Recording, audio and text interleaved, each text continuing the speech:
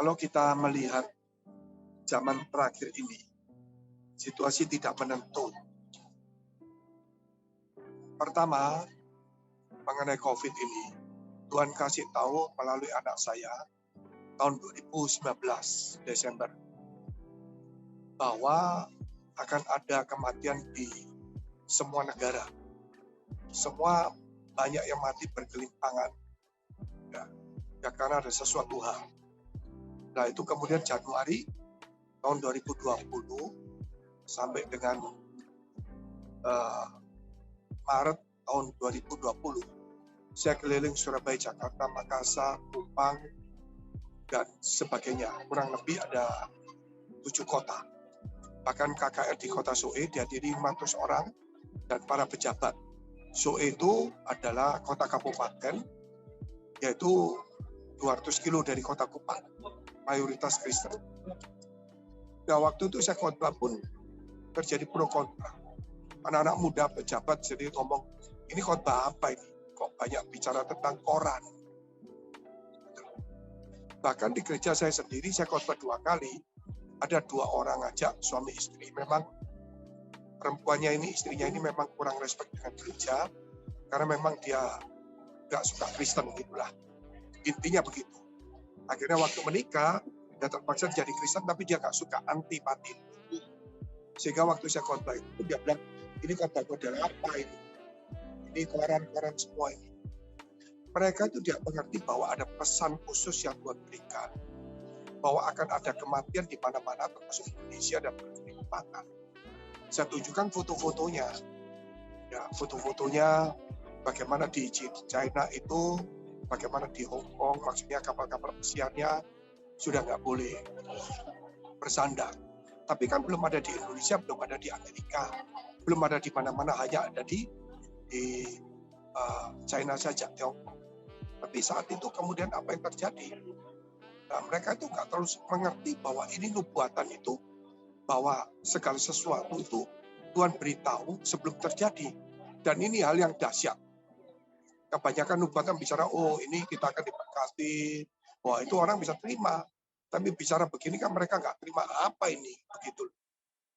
Sehingga akhirnya sampai bulan Maret, pertengahan, saya berhenti karena lockdown di Surabaya. Dan akhirnya di seluruh dunia. Dan kemudian, 1 tahun kemudian ya, tahun 2021, itu Tuhan kasih tahu juga bahwa akan ada Delta. Jadi akan banyak bergelimpangan, dan Tuhan suruh saya tidak boleh pulang dulu ke Singapura. Nanti setelah Delta, baru situasinya akan meredah. Dan saya boleh balik Singapura, karena waktu itu Singapura di karantina 2 minggu, dengan biaya kurang lebih ya 30 juta lebih. Sudah nggak mungkin lah. Nah saya sibuk dengan khotbah-khotbah melalui online. Nah kemudian akhirnya benar saya Desember tahun 2021. Saya bisa balik ke Singapura tanpa karantina. Apa yang Tuhan katakan itu terjadi. Ketika saya di Singapura, Tuhan juga kasih tahu saya pada tahun 2021 itu bahwa akan, bahkan sebelumnya, bahwa akan ada krisis pangan. Bahkan ada perang yang namanya perang energi, perang komoditi, perang mata uang, dan perang pangan. Dan itu saja saya sampaikan. Kalau mau melihat, bisa melihat di TikTok, bestchurch.id. Itu bisa dilihat di nubuatan. Itu saya khotbahkan antara bulan 1 sampai bulan 3 tahun 2022. Tapi kalau di YouTube itu sebelumnya, tapi YouTube terlalu banyak lah ya. Jadi di tengah-tengah khotbah itu carinya susah gitu. Tetapi TikTok itu memang khusus karena 1 menit, jadi bisa dikumpulin. Ada tulisan di atasnya itu kategorinya nubuatan boleh, dan pengangkatan juga ada di situ, ada 4 kategori. Dan apa yang terjadi kemudian bulan 3 tahun 2022 anak saya mendapatkan suara dari Tuhan. Seperti tahun 2019 Desember, bahwa akan ada badai ya, ekonomi, badai kegelapan melanda dari barat menuju seluruh dunia. Nah, Barat itu berarti kan Amerika, Australia, Barat, gitu. Nah itu juga kita sampaikan bulan 4, saudara bisa lihat di TikTok itu. Tetapi tidak ada orang yang maksudnya antusias untuk membicarakan ini gitu loh. Sehingga saya juga di kota saya masukin, di YouTube saya masukin coba cuplikan. Tapi di TikTok jelas sampai yang nonton itu kurang lebih 350.000. Tetapi yang respon sangat sedikit. Karena apa? Karena dunia itu merasa aman. Mereka nggak percaya bahwa Tuhan yang menentukan masa depan setiap negara, setiap kepala negara, setiap pemerintahan, dan setiap ekonomi. Manusia berusaha, berencana, memikirkan jalannya, Tuhan yang menentukannya. Jadi kita tahu bahwa manusia itu boleh berencana, memikirkan, berbuat sesuatu, tetapi tetap Tuhan yang mengambil keputusan. Itu orang lupa semuanya. Termasuk masa depan kita, termasuk nasib kita, kelahiran kita, kematian kita menikah dengan siapa, dan bagaimana kita akan pindah di mana, Tuhan tahu terlebih dahulu. Bukan Tuhan memaksakan kita sebagai robot pindah, tidak. Itu Tuhan Maha Kuasa. Tetapi Tuhan Maha Tahu. Kata Maha Tahu itu berarti dia tidak memaksakan. Tetapi dia tahu apa yang bakal terjadi. Jangan sampai saudara menangkapnya itu bahwa Tuhan itu Maha Kuasa, Tuhan itu begini, sehingga Tuhan menentukan ini, kamu miskin, kamu mati, kamu melarat, kamu kaya. Bukan, saudara. Tetapi ada memang yang Tuhan berikan begitu, sebagai berkat atau sebagai hukuman. Tetapi ada juga, memang kalau kita tahu, Tuhan Maha Tahu. Walaupun orang nggak percaya pun, kalau dia hidupnya jujur, kerja sungguh-sungguh yang diberkati.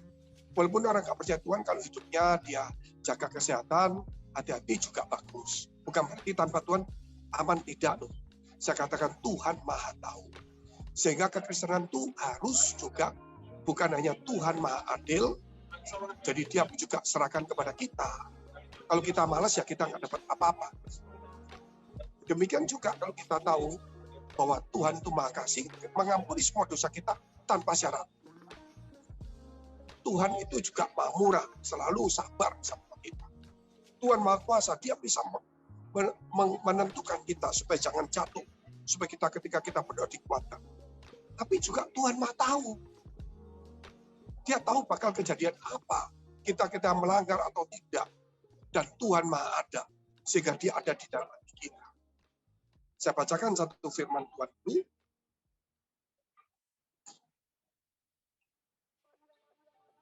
Amsal 16 ayat 9. Amsal 16 ayat 9.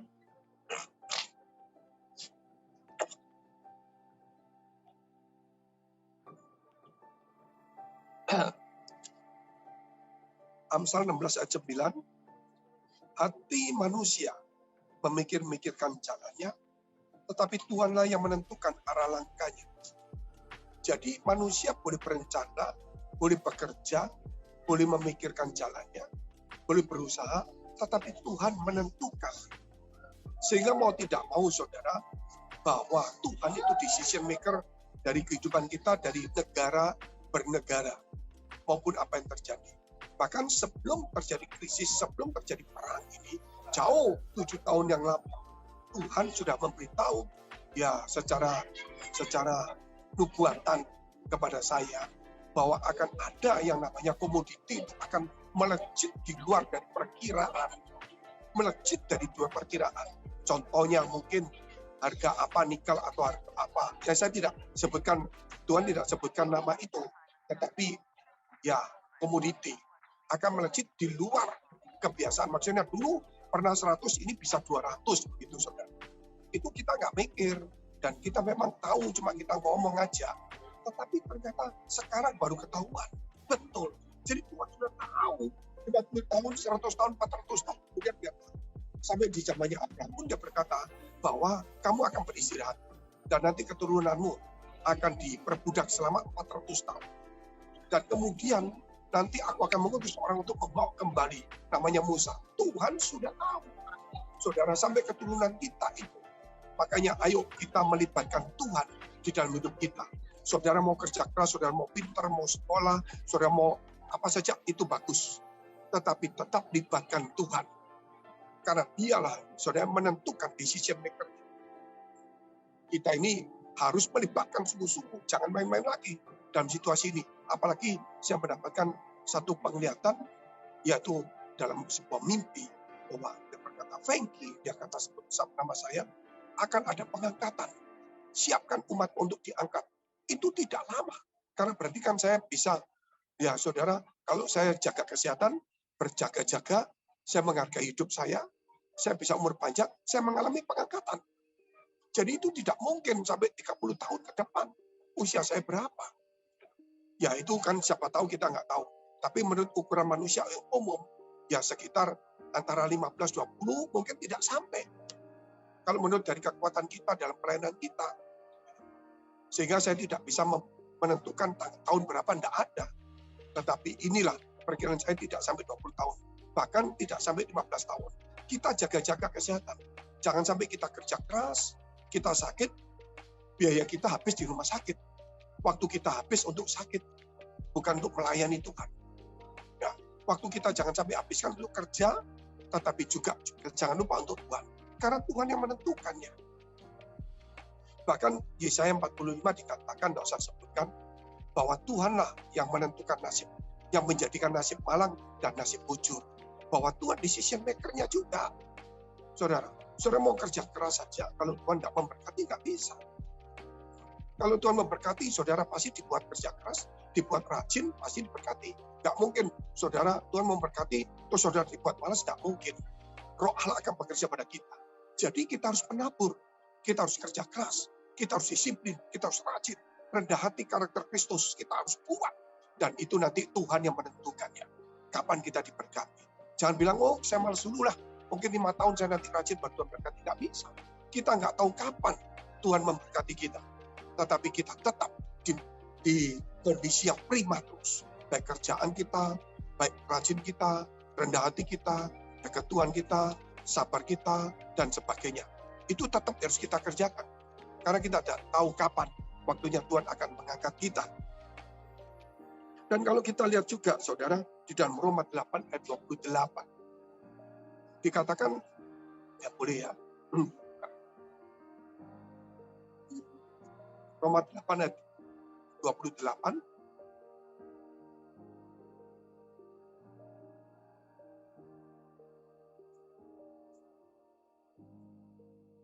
dikatakan kita tahu sekarang ya, bahwa Allah turut bekerja dalam segala sesuatu untuk mendatangkan kebaikan bagi mereka yang mengasihi Dia, yaitu bagi mereka yang terpanggil sesuai dengan rencana Allah. Jadi Allah turut bekerja. Allah turut bekerja bagi orang yang mengasihi Dia. Yang mengasihi Dia. Artinya di sini Tuhan decision maker. Saudara, Tuhan menentukan ya menjadikan nasib malang bujur, dan Dia turut bekerja kalau kita mengasihi Tuhan. Jadi kembali lagi kita harus cari Tuhan, dekat Tuhan, mengandalkan Tuhan. Ya, terus saudara, kita juga mengikut sertakan Tuhan dalam hidup kita dan mengasihi Tuhan. Mendatangkan kebaikan bagi orang mengasihi, mendatangkan turut bekerja. Contohnya Yosua.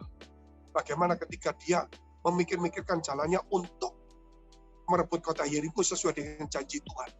Dia memikirkan Tuhan menentukan, kelilingi 1 hari 1 kali, sampai hari ke-7 7 kali berteriaklah. Tapi sebelumnya itu tidak boleh ada suara. Nah itulah saudara, akhirnya robohlah tembok itu. Tuhan turut bekerja. Manusia memikirkan jalannya, Tuhan menentukan. Nah kalau kita mau lihat lagi saudara, banyak sekali dikatakan ya, bahwa Dia akan selalu menolong kita dalam kehidupan. Serahkanlah segala khawatir, karena Dia memelihara kita. Dia yang tetap mengatur kita. Cari kerjaan surga dan kebenaran, maka semua tambahkan bahwa kita ada sesuatu. Bahkan dikatakan Mazmur 127, kita boleh lihat ayat yang ketiga.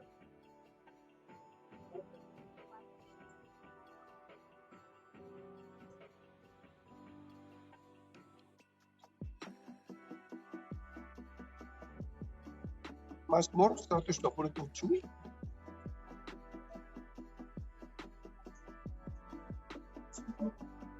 ayat yang kedua ya, boleh dua.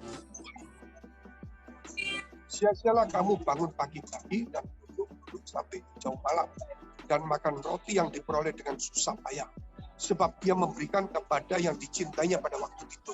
Nah, kembali lagi, berarti kita harus belajar dicintai Tuhan. Jadi bukan hanya mencintai, dicintai Tuhan juga. Dari sini kita tahu, saudara, bahwa Tuhan itu decision maker-nya. Kita harus melibatkan Tuhan. Kita harus mengandalkan Tuhan. Kita harus mencari Tuhan. Kita harus mengasihi Tuhan. Bahkan kita harus dicintai Tuhan. Ini semuanya, saudara, untuk menentukan masa depan kita. Bahkan dia menentukan masa depan kita. Satu lagi, kalau kita, saudara, baca ayat tapi dosa, dikatakan bahwa berkat Tuhanlah yang jadikan kaya. Susah payah tidak menambahnya. Berarti Tuhan decision maker-nya. Sebab itu, saudara, teman-teman, saudaraku semua yang ada di San Francisco, ya, waktu yang singkat ini, mari tidak ada satupun hal yang lebih hebat lagi selain kita mencari Tuhan, selain kita mengandalkan Tuhan, selain menyertakan Tuhan dalam hidup kita, selain mengasihi Tuhan, selain itu juga dicintai Tuhan dan melakukan firman Tuhan, ya, supaya kita, saudara, belajar untuk menaruh harapan pada Tuhan. Supaya apa, saudara? Itulah memang satu-satunya dalam hidup ini. Tetap kita harus punya karakter Kristus, yaitu rajin, ramah, rendah hati, sabar. Itu lemah lembut, itu perlu juga. Karena nanti kita tahu di mana Tuhan bekerja. Dan dikatakan Allah turut bekerja juga. Ayat yang terakhir saya ajak saudara lihat Galatia 3 ayat yang ketiga.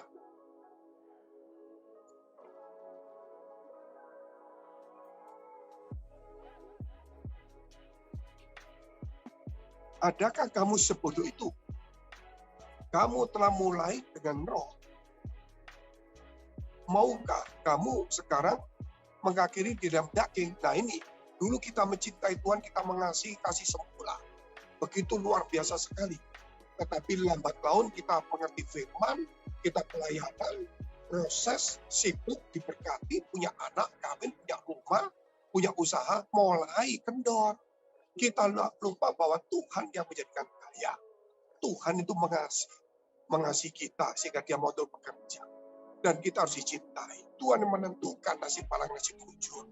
Berkat Tuhan jadikan kaya. Kita lupa. Sehingga akhirnya gereja mulai dibuat main-main. Kita setengah hati. Pelayanan juga cari perkara, cari pertengkar, cari perdebatan. Saudara, dari sinilah kemudian kekristenan itu mulai hilang. Hidupnya bergantung dengan Tuhan. Mereka mulai bergantung dengan cara berpikirnya sendiri. Mulai akhirnya lama-lama mereka menjadi sibuk mengandalkan kekuatannya sendiri.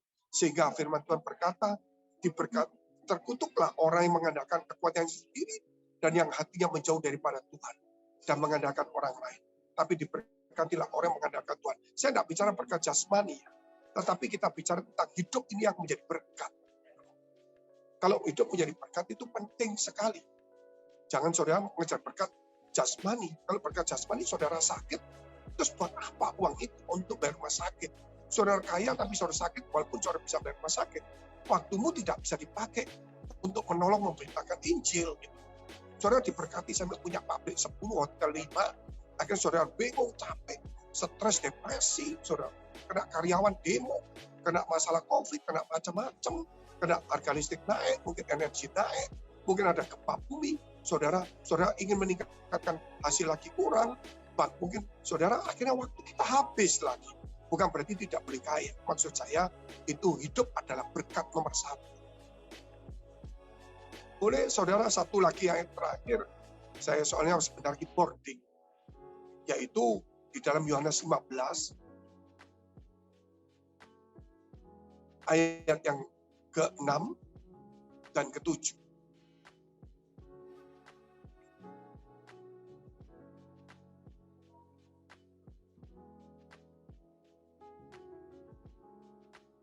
Barang siapa tidak tinggal di dalam aku, ia dibuang keluar seperti ranting dan menjadi kering, kemudian dikumpulkan orang dan dicampakkan ke dalam api, lalu dibakar.